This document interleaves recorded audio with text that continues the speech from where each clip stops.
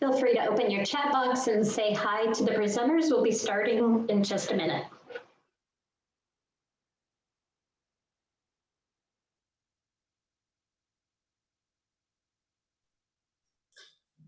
If you can change your chat to panelists and attendees, we can all see it. Right now it's set to panelists by default. If you could change that, then everyone can benefit.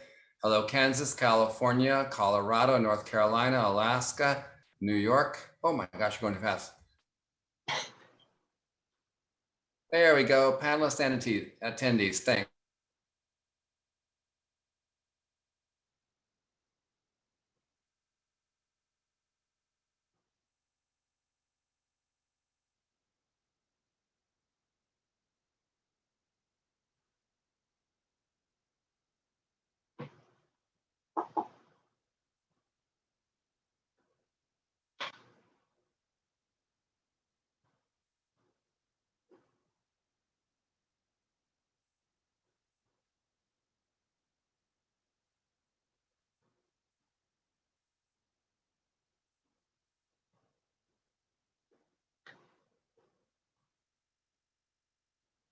We'll give just another half a minute or so to let more people join. We have a very big audience joining us today.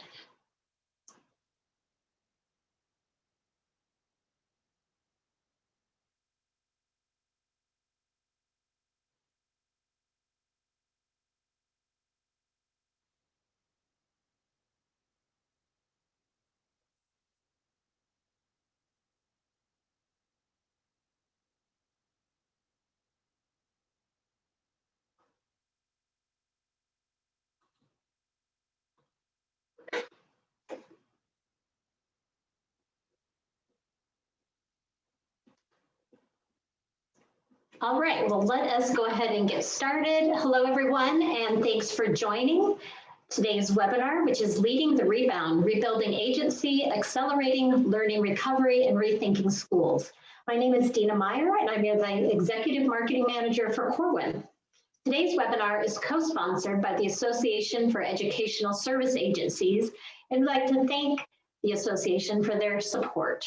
We're thrilled to have all of you join us today from all over the United States. I've seen Mexico, Colombia, Australia, and everywhere around the world. Before we get started, I wanted to cover some Zookeeping reminders. So first, be sure you're chatting in the chat box, open it up, and be sure to select all panelists and attendees so everyone can see your hellos and any other comments and questions you have.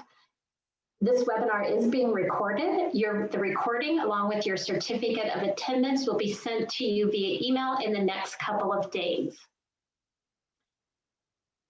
You can view upcoming webinars as well as all of our archived webinars at corwin.com/webinars. Next week, we have our final webinar of the season, How Tutoring Works, with Douglas Fisher, Nancy Frey, and John Almarode. And next, as schools reopen, today's presenters feel the greatest travesty that can arise is if we rush back to the old normal and learn nothing or little about what worked well these past 18 months.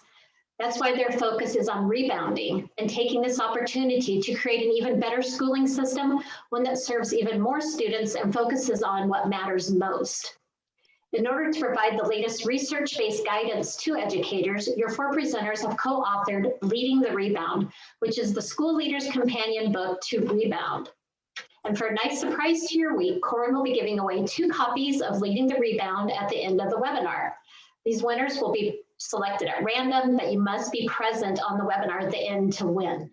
And if you don't win the book and you're interested in leading the rebound, we're offering a 20% discount and free shipping at corwin.com/rebound. Just use the code webinars at checkout, and we will repeat that throughout the presentation and at the end.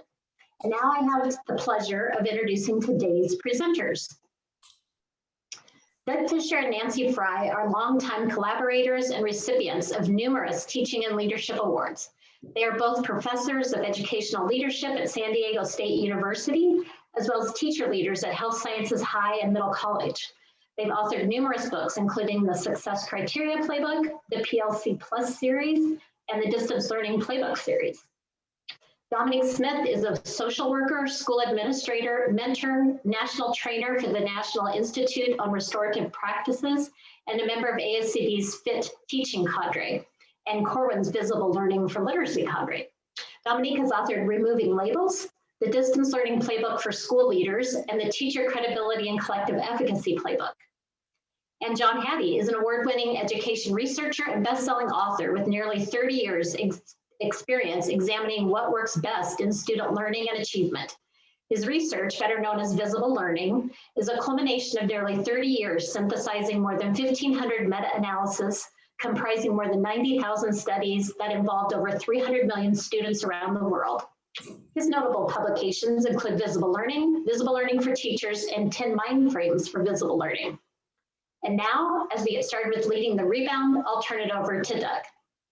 Well, thank you, and thank you all for being here. Boy, this has been a year. We have graduation tomorrow. It's our last day with students. Super excited about that. And we actually get to have an in-person graduation with limited number of families coming, but in person. So we're excited about this. Boy, have there been a number of contrasts in the past year. And there's a lot of talk about the learning loss and the COVID slide. And this idea that the sixth graders are all of a sudden reading like third graders.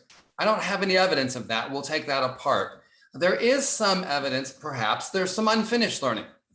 And we've been talking about this idea of unfinished learning and recognizing things that students still need to learn. Now, I've been a teacher for a while, and I think every year there's unfinished learning. I personally have unfinished learning, but this year it might be a little bit more, and we're going to have to think through things like intervention and tutoring and summer learning opportunities.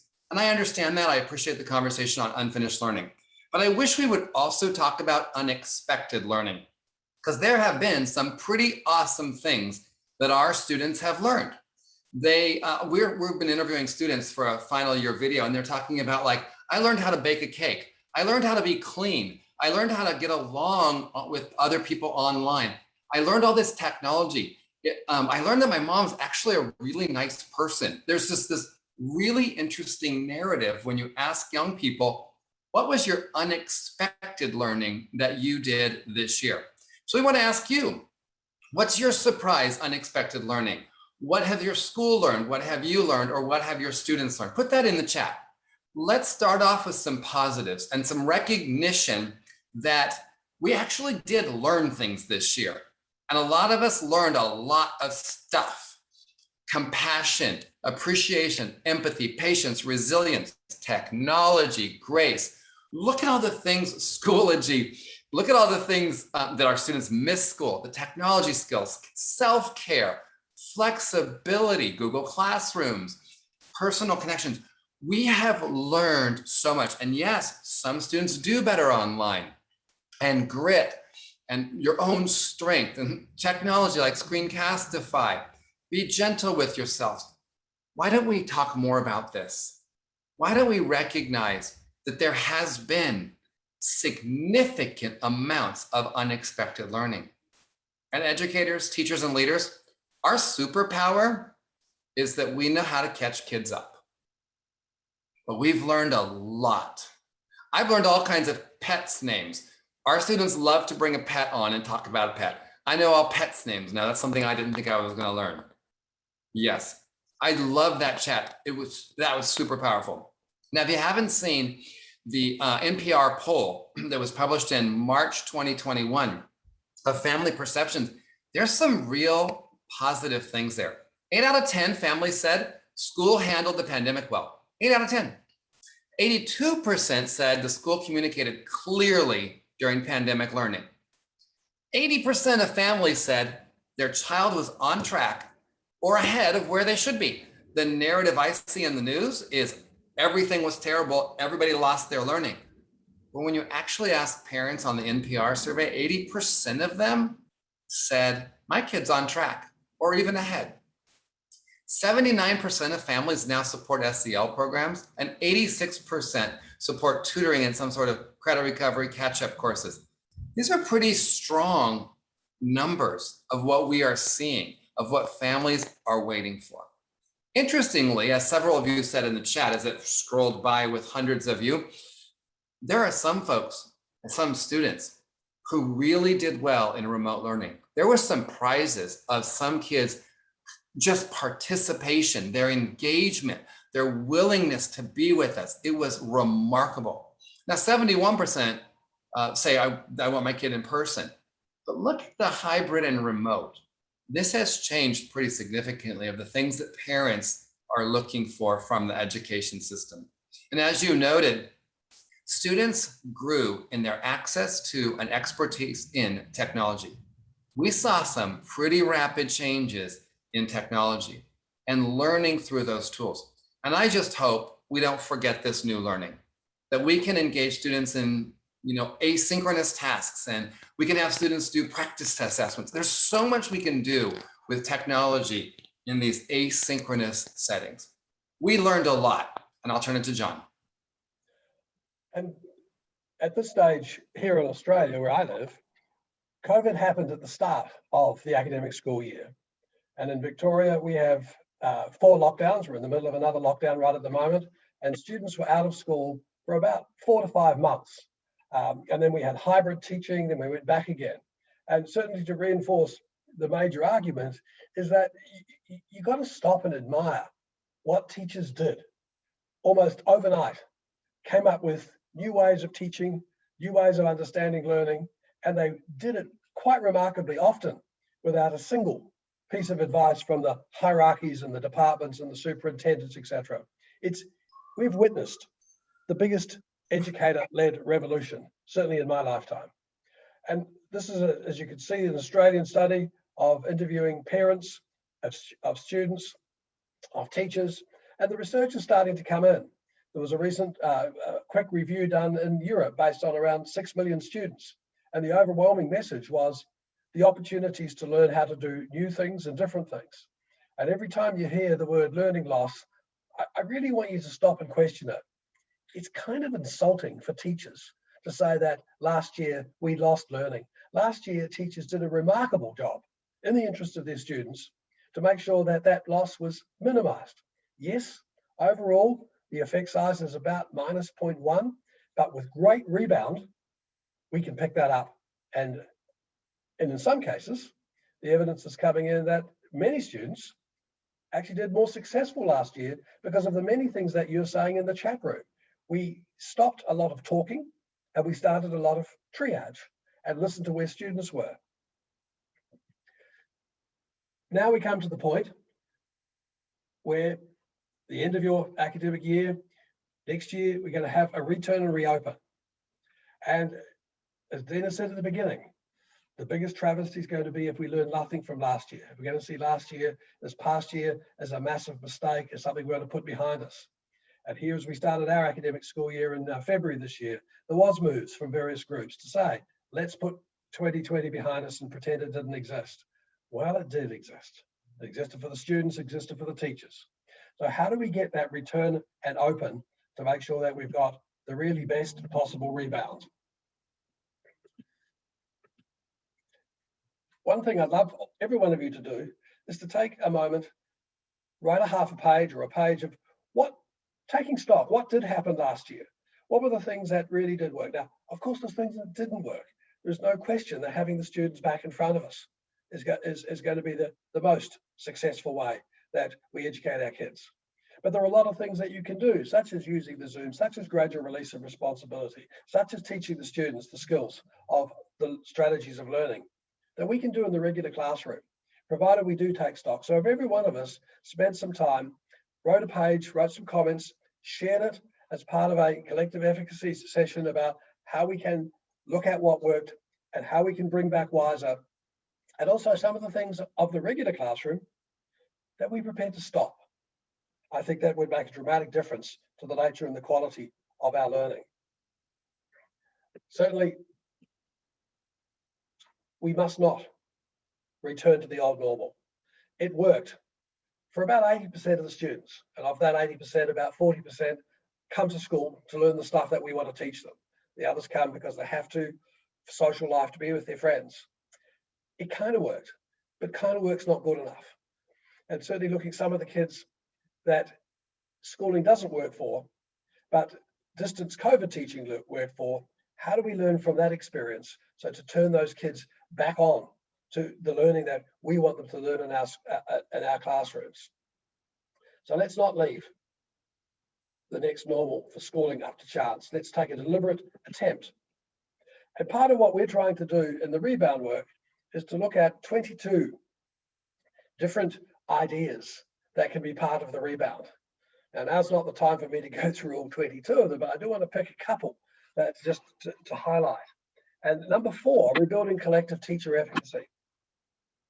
Pause and think what happened last year. I think there was probably more teacher collective efficacy last year when you had discussions about what was working, what was not working. How come the student's not motivated? What do I do about it? And you shared those ideas. And you had your school leaders concerned about your mental health, your ways of doing things. Was it working? Make connections between this teacher and another teacher. And so how can we learn from that experience when we were focused on learning? We were focused on turning every kid on. And yes, it was difficult at times, but that difficulty became of what our collective efficacy was really about.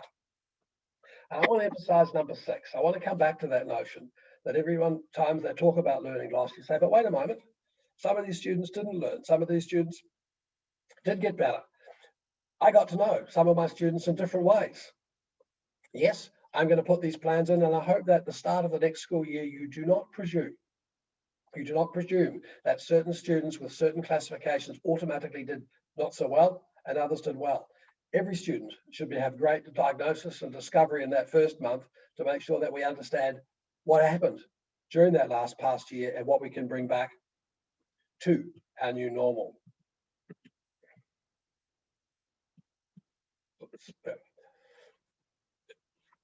The basis of what we want to do is to look at the evidence, slowly what's coming through at the moment, but also the evidence of what works best overall in many different kinds of circumstances.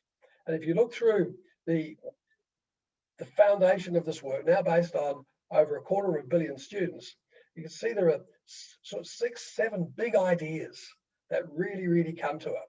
And they come from the various influences, from the various students, from the families, from the school, but that teacher influences is still among the most powerful. It's getting that quality of that teacher, those educators, that are the most important contribution factor to learning. Oh, did we not see this last year? Oh, did our parents? They saw it. And some of them struggle with their 1 or 2 precious children of their own, realizing that Doug and Nancy and Dominique, they have to do that with 200 students, 200 days a year. Right now, parents have a much better understanding of the expertise that teachers have.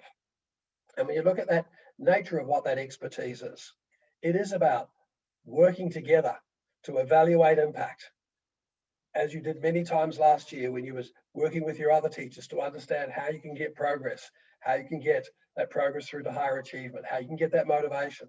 It's maintaining those high expectations for all students, that they can grow at least a year's growth for a year's input, and sharing that with the students through the use of success criteria, both about the content you want them to learn and about the deeper knowledge and deeper understanding.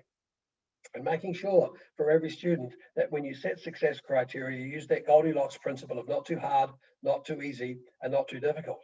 And often during our COVID teaching, sometimes we had to have some scaffolds on those success criteria, which is what we talk about in the Rebound book. And how do we build that trust so that kids could acknowledge what they didn't know? And certainly in the experiences where many students, as I'm sure you saw, who used the chat room to talk to you about what they didn't know, either to you personally, or they'll talk to their peers more on the chat about what they don't know than they do in the regular classroom. We have a lot to learn from that as we rebound back, and how we as teachers went overboard to seek feedback to us about how successful our teaching is. Too often we think of feedback as something we give to students. No, the power of COVID teaching will show us it's the other way around.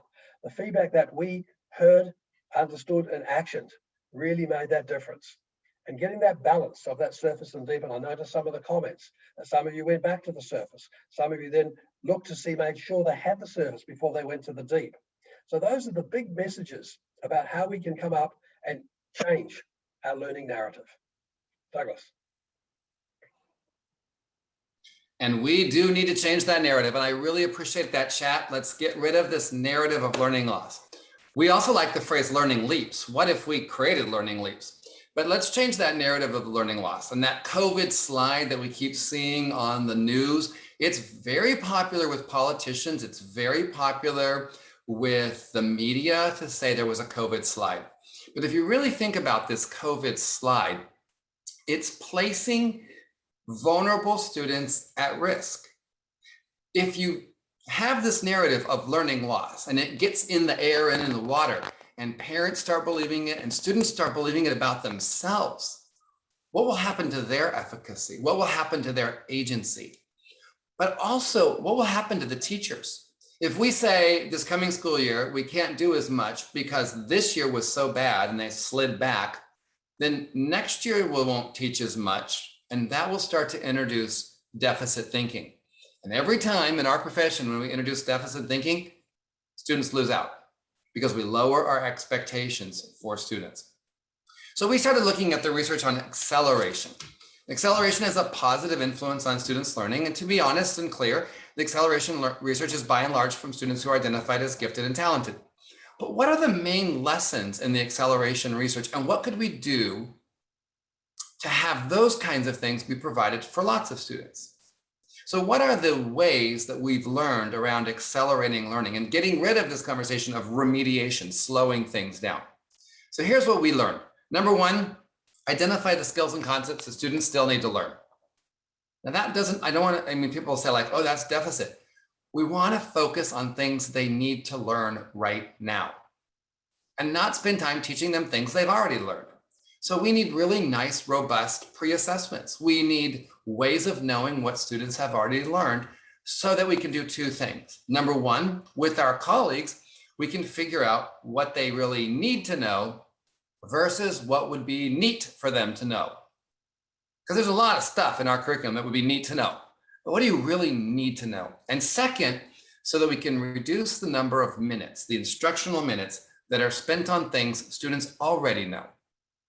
What if we got rid of those 40% of the minutes where students were spending energy on things they already knew, where an hour goes by and no one makes an error, which means they already knew all of this stuff?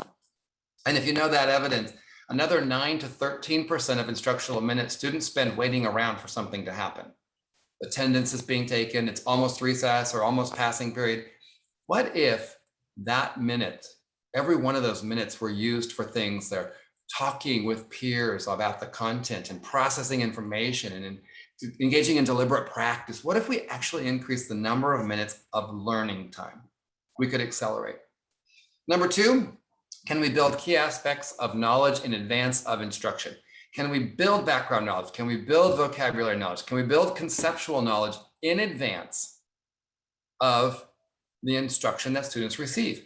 What if we added more? We all learned how to do interactive videos. We all know how to Edpuzzle and Play, Pause It in Canvas Studio now. What if we recorded short videos for students to have some knowledge building? And maybe this student needs 3 of those videos and 2 students only need 1. And the cool thing, we spent the last year on what we, the 3 of us, have called Teach Back, having students teach back to their peers, their siblings, whatever. What if we used some of those Teach Back videos to build students, other students' knowledge in advance of instruction, peer-to-peer? Number 3 is to increase the relevance. So students see relevance, and when they see relevance, maybe they'll put forth more energy. Maybe they will pay attention a little longer. Maybe we might increase their motivation. And relevance is associated with higher levels of self-regulation. If I think this is worth my time, worth my energy, I'm likely to pay more attention to it. We want to see active student involvement in their learning. Students are becoming their teachers. They understand the teaching and learning process, and they visibly teach other people. So we created these 3 clarity questions a couple of years ago. What am I learning today? Why am I learning this? How will I know that I've learned it? And in the pandemic, we started having students record their answers to these 3 questions. Powerful. What a great exit slip. But just verbalizing this for the learner and being metacognitively aware, I am learning things, There's relevance, and I know what success looks like. Powerful for the learners and for the teachers to get inside their minds. What are students hearing about the learning?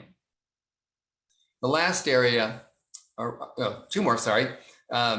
Fourth area is around creating active, fast-paced learning experiences. We do not want to slow everything down and make school super boring. We also don't want to violate, wait time and thinking time and things like that. But the pace should be brisk. The pace should feel like there's an urgency to learning and that learning is exciting and it's moving quickly. And then the last one is around building or rebuilding students' confidence. And one of the things we say in Leading the Rebound is there are students out there who have a damaged relationship with learning. Some students don't have a high level of agency. They don't see that their efforts are resulting in great things. So we were making some videos and we were asking teachers to collect video footage of their students talking about their unexpected learning. What surprised you? And there was a student who said, he's a fourth grader, who said, when I came to fourth grade, I didn't know how to read. And you taught me to read. And this teacher, super happy with it, how great. And this kid, Esmeralda, does read now. But over the weekend, Sarah, the teacher, said, I'm not really comfortable with that. The student is externalizing everything. The student believes that it was me who did everything, the teacher. So then the next week, the teacher, Sarah, scheduled a little bit of time with her student to talk about what the student did, the individual agency she exhibited, and how she attributed the success to the learner. Good morning, Esmeralda. Thank you for hanging out with me during break. I just wanted to talk to you about something that was on my mind. Last week, if you remember, we talked about unexpected learnings, and you talked a lot about things that you learned that you didn't expect to learn, which was kind of cool. You talked about new technology, like learning how to copy and paste. And you also talked about that you didn't expect to learn how to read this year. And you said that I taught you how to read. And, that made me feel all nice and warm and fuzzy. But over the weekend, it was really stuck in my mind that I might have taught you some skills and strategies, but you're the one who did all of the work. So when it came to us setting goals together, you met all of your goals. You started off with all your letter sounds, your short vowel sounds, blending those together, learning how to retell a story. And then you got harder goals like digraphs, and going back into the text to find answers to questions, all the way to the goals that you're at now, which is your long vowel patterns and using information that you already know to help you learn a new topic. All of these goals you were able to master, and it wasn't me who did the work, it was you. So I want you to think about, how were you able to make your goals? So can you think of something that you did that helped you reach your goals? What helped me reach my goal was I wanted to make my parents proud, so I kept trying and I didn't give up. Absolutely, Esmeralda. You had lots of perseverance. You definitely did not give up.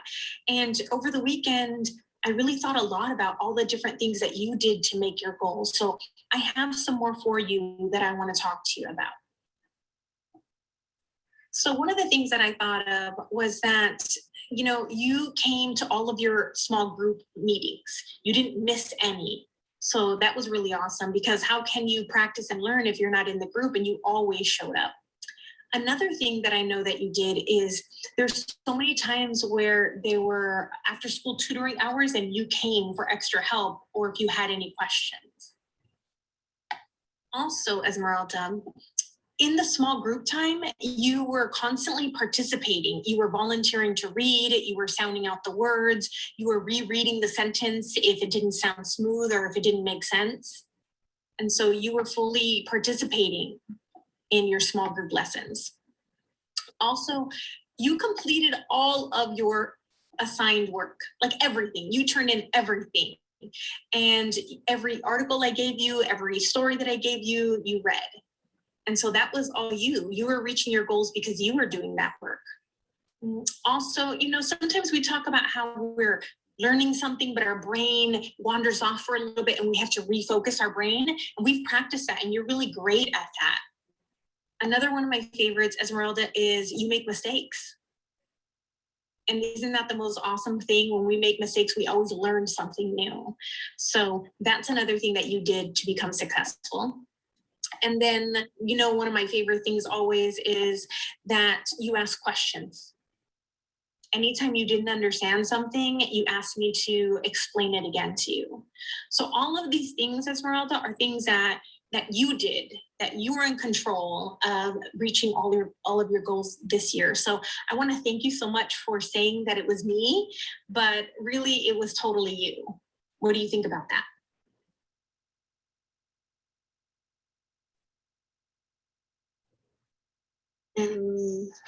I think that I thought I wasn't doing anything, but you were just like teaching me. And now that you said what I did, now I'm like hearing what I did, what I learned. Yeah, that's awesome, Esmeralda. And all of these things that you're doing, if you continue to do them, are you going to reach your next goals? Yeah, we'll work together as a team. I'll do my part doing the teaching, and then you do all of this stuff, all of the hard work that you've been doing, and then you'll reach your goals. So I'm super proud of you for all your hard work, Esmeralda. Thank you for coming in to talk to me.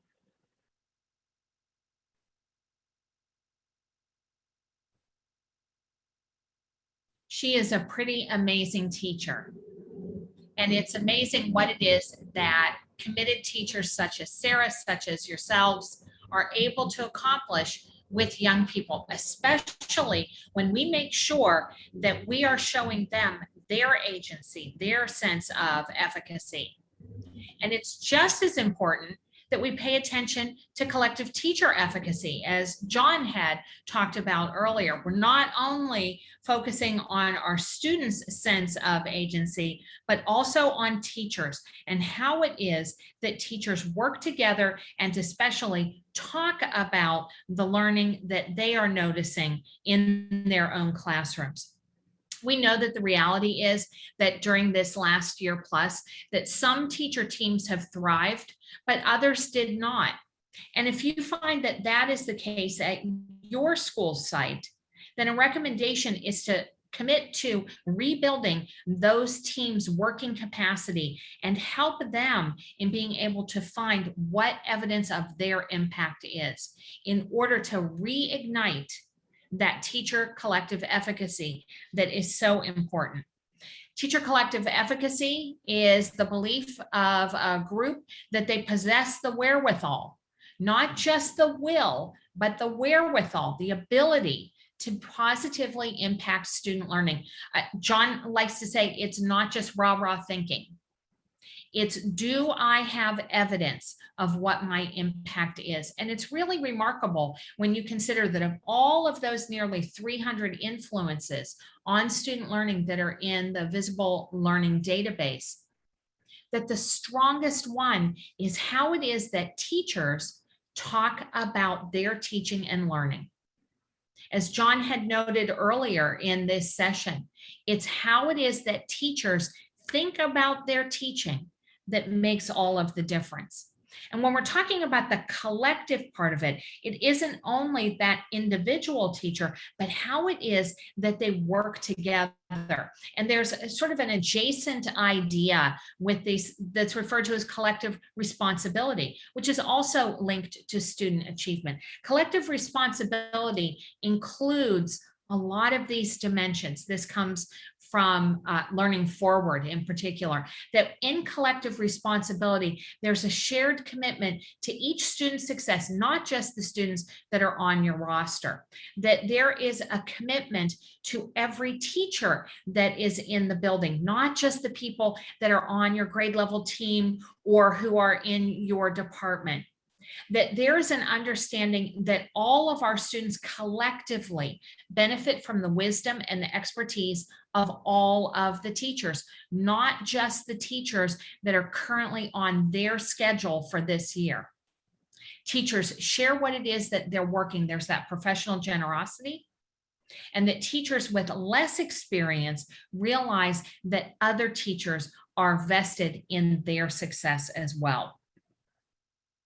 Emma Tausau and Ann Friedman put it a different way. They call it shine theory, and it's simply this: I don't shine if you don't shine. Our mutual investment in one another is how it is that we make a difference for each other as adults, for the students, and for the community that we serve. Collective efficacy is collective responsibility in action. Investing in that collective responsibility and that collective efficacy, understanding what your impact is, has a huge benefit. And for those of you that are school leaders, keep in mind that you need collective effort, not just your own singular effort in order to reconceive, reimagine, and rethink schools. You need the collective effort of those talented educators that you work with. Perhaps one thing that you may want to consider if investing or reinvesting in collective teacher efficacy is an important part of your future is to help those teams by using a planning tool such as this to help them identify what are the internal resources that they will need, as well as the external resources that they will need in order to do so. We have a range of goals, representative goals that are in that first column. The goals of a team may be somewhat different, but do they know what their internal and external resources are? Do they have a plan for how it is that they are going to monitor their progress toward their goals? And that rolls right into professional learning communities. Reconstituting what professional learning communities look like in your school. The reality is that at times teacher collaboration may have been reduced due to a whole variety of factors, and that compromised that collective teacher efficacy that we all value so much. If you find that to be the case at your site, then reinvigorate those professional learning communities to promote their focus on their impact on learning. It's important to conceive of this idea. Professional, we talk about it in the plural, but the professional learning community is really the school. And there are teams that work toward that collective effort as well. It's important to note too, that professional learning communities are made up of human beings. At the school where Doug and Dominique and I work, we reconstitute professional learning communities every year because those groups are living systems. We don't stay static. None of us stay static in what it is that we do. We reinvest in those every year. A tool that we use is based on the work of Shirley Hord, who was a wonderful researcher around professional learning communities. And she identified 6 characteristics of high-performing professional learning communities that we've used part and parcel as how it is that we reconstitute and reevaluate our professional learning communities every year. And they include 6 seemingly simple ideas that are fundamental to making sure that those teams are able to work at high levels. And they include, of course, not surprisingly, the structural conditions. You have to give consideration to how it is that adults get to work with one another, the logistics that are behind all of that. But the logistics alone are not enough. You also have to invest in those supportive relational conditions, how it is that adults work with one another. And keep in mind that it's not based on friendship, but rather it's based on how it is that we see ourselves as a unit, as a team that's invested in a similar process. That third element or dimension is around ensuring that there is a shared vision and a shared set of values. These are things that groups, that teams need to revisit and reestablish each year. It is not sufficient to say to newer faculty members, oh yeah, we did all that mission and value stuff a couple of years ago. Here it is, right? We have to reinvest in what that looks like. To reinvest in our collective learning. How do we as adults learn from one another? What are the processes that are involved? How do we visit each other's classrooms? How do we engage in micro teaching? so that we can ensure that fifth condition, that peers are able to support other peers, that they're able to coach one another as well. Often at many schools, there is somebody who's identified formally as being an instructional coach. We want to build up the capacity of all of the adults in the building to both coach one another and to be coached as well. Those are two important dimensions in coaching, not just your ability to be able to coach others. Are you able to be coached? And that sixth one includes you. And that is a supportive leadership, a shared leadership that empowers teams to be able to make decisions. What Michael Fullen often refers to as decisional capital. Do those teams have the opportunity, have the capacity, have the power to be able to make decisions? As I said, we reinvest in this every year. This is the place where we start because those groups are living systems. And Dominique, I know that you'd like to talk about how, again, that we circle around and we support both teachers and students.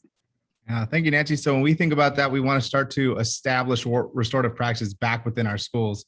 And what we've noticed and what we understand is that students are going to misbehave. Every one of us knows that. There are going to be moments where they do something wrong. And that data shows us, right? We can say that data shows us kids misbehave. But what we want to be able to offer is a moment for actual true remorse and amends. We want to make sure that when students do misbehave, they have the accountability to say, yes, I'm going to take that on for my action. So what we want to do is build a restorative culture where there is true accountability, where there is moments for students to look at another individual and say, my bad, I did this wrong, I want to move forward.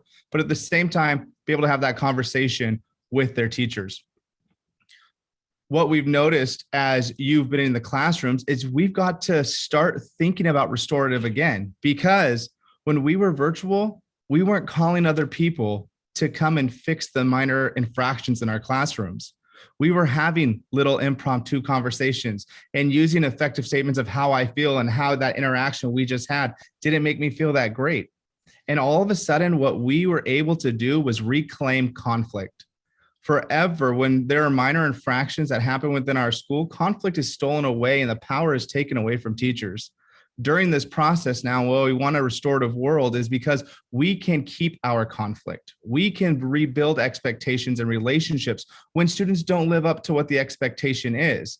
And so as I move forward and think of this, I hope all leaders allow individuals, allow our teachers to have their conflict every day and go through that conflict, experience that conflict, and fix that conflict because that is theirs.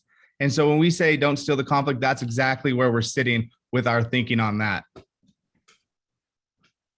We also want to make sure that our classroom emotional climate, that the average of it is high, that we focus very much on making sure that every student get that emotional support. There are going to be multiple students that need a lot of love in our classroom. When they come back, they're going to have a lot of emotions, going to be excited about class. They're going to maybe be so excited it looks like bad behavior. But what we're hoping to do is that we show that emotional connection to all students, no matter who they are, no matter what they need. Every student, every day in our classroom is going to receive that from us as teachers and leaders. And where we want to make sure we start is right there in that very beginning, effective statements, shifting the language from you did this to I feel this way. I get to say, I feel this way based on an action. I have the right to feel a certain way. And that opens dialogue to an individual. When I say I feel something or I feel a certain way, rather than point a finger and say you did something, it shifts how we communicate with each other. It opens up conversation rather than shuts it down. And as we saw with breakout rooms, when students maybe weren't behaving 100% and we pulled them one-on-one and we had wonderful conversations with them and we rebuilt them and we rebuilt the expectations with them. They loved it. They connected back with us. Let's take that learning that we learned and developed even higher during the pandemic and bring it back to our classrooms. Let's take some of our minimal instructional minutes and work with the students to say, hey, right now, what you're doing isn't that great. It's hurting me, maybe hurting you, maybe hurting your peers. Let's change it up a little bit and rebuild in our classrooms rather than removing students from the learning. They've been out of learning, right? They get pushed away. We want them in with us. And where we have to start, and where I've been telling everybody, we get to make ideas and take ideas away that we didn't like. What I'm fighting for, and if you're on the same page as me, let's do it together. We are getting rid of situations that bring humiliation to individuals. Because prior to this, I walked classrooms and I saw things that I never, ever, ever want to see again. And it is a clip chart. I've seen individuals, I've seen students walk into the building and I've seen them hurt. And when you think of a clip chart, we have examples because we see students having to go in right in the beginning of their day, putting their name somewhere and either going up or going down based on behavior. If you're great and you live up to expectations, you go up. But if you're not and you're bad, you go down. And guess what? What we've noticed, what we see, students that go down, they stay down. Students that are in red, stay in red. Students that have parent contact home, they stay at parent contact home. And what we can do right now is eliminate these once and for all. Accountability is still a must, right? We're not getting rid of accountability. Privately, one-on-one, conversations that no one else hears. Because when we put students on blast, we silo them, we outcast them, and others start to see that and say, I don't want to be a part of that. And then what happens is all of a sudden, that bottom tier that I usually see is negative, hurtful, disrespectful to the human being of who's in that classroom. Nobody ever wants to be in this box, and we should never, ever put a student in this box. And as I think about that last box that could be negative or parent contact home, let's change it. Let's change this bottom tier to say, hey, rebuild relationship with teacher. Because again, we are letting the conflict be taken away. The bottom tier is connection back with teacher. Because as a parent myself, if my child goes down to the bottom and you call me, I took all your conflict. I get to rebuild expectations. I get to have the conversation. I get to hold my child accountable, which I should, but I want you to be able to do that. I want you to be able to say, hey, this is how we're going to move forward. This is that actionable plan. Because what happens as you continuously call me, and I'm a parent, my son's about to be in 7th grade, the more negative calls I receive, me and other parents that we know start to fade away from the connection to school. We start to fade away from each other. We start to not want to answer the call. We start to get defensive when that phone rings. Because when I dropped off my child, that was the best kid I had. I dropped off my little superhero. I dropped off my little guy. And then I just want once to get that call that the kid that I dropped off, that I love so much, represented that in front of his teacher. And my son's going into 7th grade, and I've had one call in 7th grade, K through 8 school. I've had one call to tell me my son was great. And I remember that day. It was great. I felt inspired. I felt amazing because his teacher called me and told me he did great and he passed a test and that I had helped him, and she wanted to thank me for helping him. I was so excited about the math class. I walked to any other math classes on my high school and said, let me help you with math because I know it. I know how to do 5th grade math, right? And I was so excited. And that's what parents should experience, because now if my son calls me, I'm going to have their back as well, because I know you just don't call me for the negative. So as we think about this, maybe we could change our narrative. Before we call home for a negative, let's call home for a positive. Some of my colleagues call it, let's do the glows before the grows. Let's make sure that we glow up our individuals before we ask our individuals to grow, because that makes the connection. And I want to make sure that we experience and say, let's change the environment of the classroom. Let's make our students a part of our classrooms. Let's make sure it's still their place. As I get to go to other places, and John could probably tell as much as well, in Australia and other schools in China, it's the teacher is not their classroom. It's a student's classroom. The teacher is the visitor. The students get to create some of the narrative and say, this is how we should learn together. And so let's think about that. Let's think about, how do we blend this together? Let's think about having a place where students say, this is how learning should be. And the teacher says, you're absolutely right. And let's build these expectations, these promises, these rules together, because then we can hold each other accountable.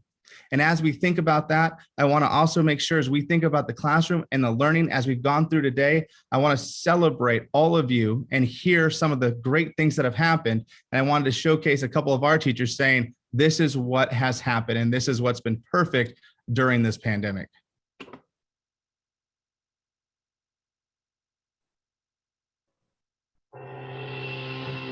things I learned through this distance learning process was that relationships were kind of everything with students, especially when they were given the opportunity to stay home, given the opportunity to log in from a computer and not physically be in class. That relationship that teachers build with their students, I think it helps them show up. I think it helps them come to school every day with new intentions and new goals of learning. Reflecting on this year, one of the things that I can't help but comment on is how proud I am of how resilient our students are, their families, the community, and specifically our staff. It definitely brought on a lot of challenges that no one expected. And I'm really proud that we all work together to make sure that HSHMC has remained an example of how we always put the health and the needs of our students and community first.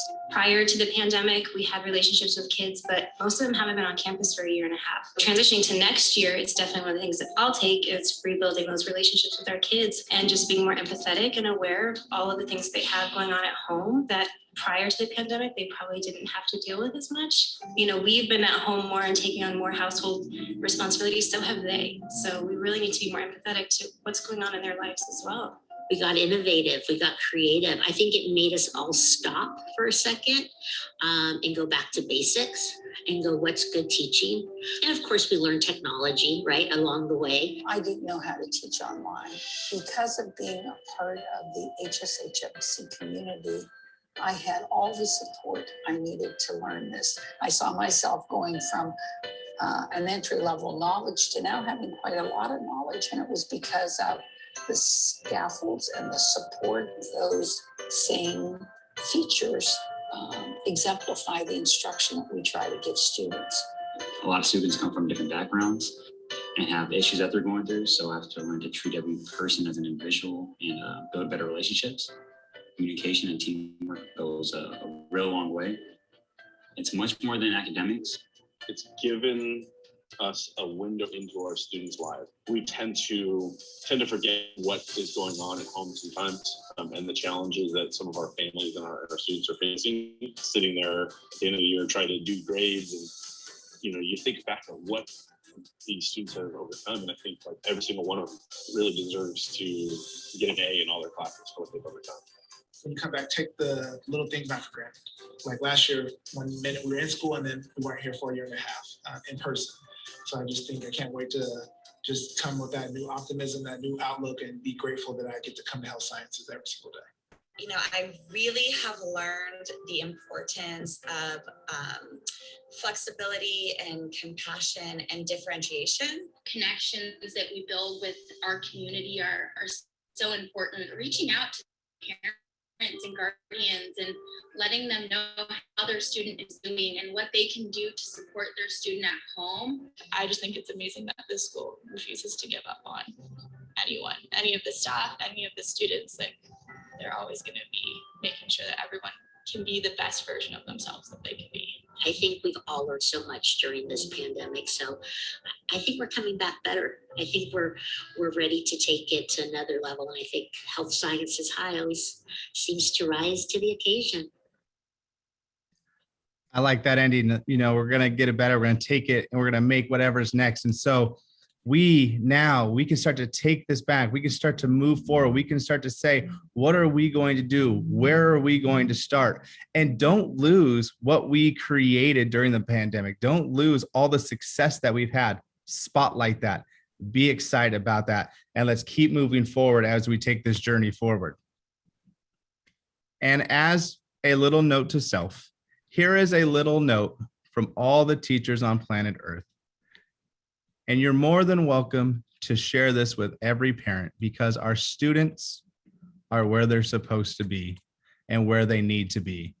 And we are going to work with them every single day. And we're going to have a great experience as we move forward and as we rebound together.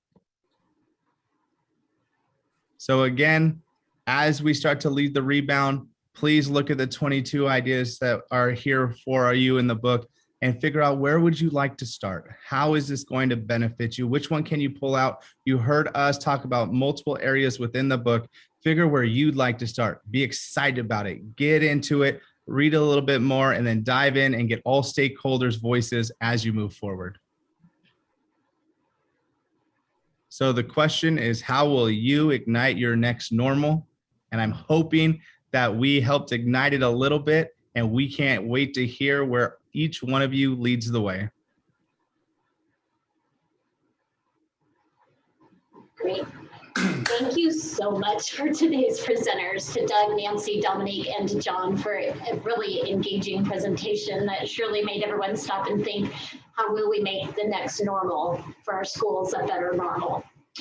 So before we get to the book giveaway, I want to give you a little bit of information on a couple of ways to do a deeper dive on the topics that you were presented today. First, we invite you to attend a Corwin Rebound Institute, and you can learn more about the institutes and register for an institute at corwin.com/AugustRebound. And for a more personalized experience, Corwin offers Rebound workshops tailored to what your school needs. So visit corwin.com/Rebound workshops or talk to your Corwin Learning Advisor to learn more about those workshops. And now for the book giveaway. The winners of a copy of Leading the Rebound are first Emily Kavanaugh and second Jenny Vasquez. So we will get in touch with both of you and we'll send out the copies of the books to you once we get your address, and we'll reach out to you. And then just again, remember, if you're interested in Leading the Rebound, go to corwin.com/rebound. Use the code webinars at checkout and you'll receive 20% off plus free shipping. And then as we have a few minutes left, we can ask the presenters if there are any other questions or comments that they'd like to make based on the chat or anything else.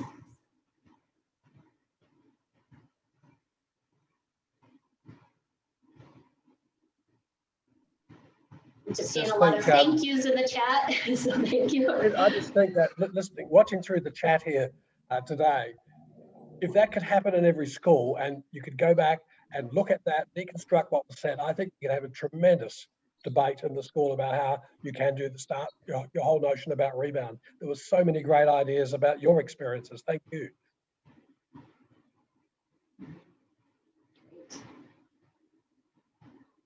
I know there was a question from a little bit earlier about the 6 conditions for effective professional learning. And the first one had to do with the structural conditions. In other words, is there time in the schedule for teams of teachers to actually work with one another to be able to spend time in each other's classrooms?